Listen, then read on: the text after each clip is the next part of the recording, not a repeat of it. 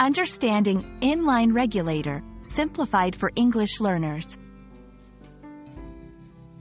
Hello everyone, and welcome to today's English language learning video. We are going to explore the phrase, In-Line Regulator. This may sound technical, but don't worry, we'll break it down together in a simple and engaging way.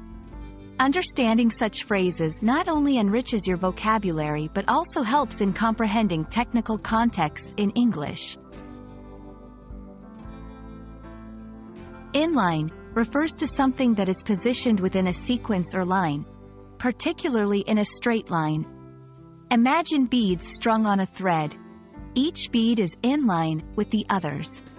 In a broader sense, when we say something is in-line, it means it's integrated into a process or system seamlessly, without disrupting the flow. Now, let's talk about the word regulator. A regulator is a device or mechanism that controls something. Its job is to manage the flow or level of something, like water, electricity, or gas. Think of it as a monitor or controller that keeps things running smoothly and prevents extremes.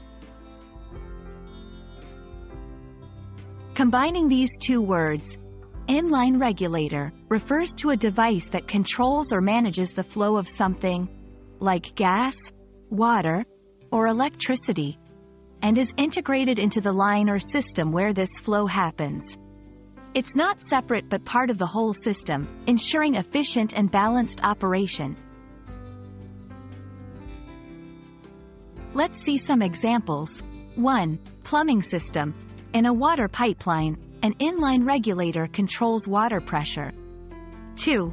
Electrical equipment. In electrical circuits, an in-line regulator might manage voltage levels. 3. Industry settings. Factories often use in-line regulators for controlling gas or chemical flows in manufacturing processes. Understanding these examples helps in visualizing how an in-line regulator functions in different settings. And that's it for today's lesson on the phrase, in-line regulator. We hope this video has made the concept clear and easy to understand. Remember, learning English involves exploring a variety of terms, including technical ones. Keep practicing, and don't hesitate to revisit this video if you need a refresher. Happy learning, and see you in our next video.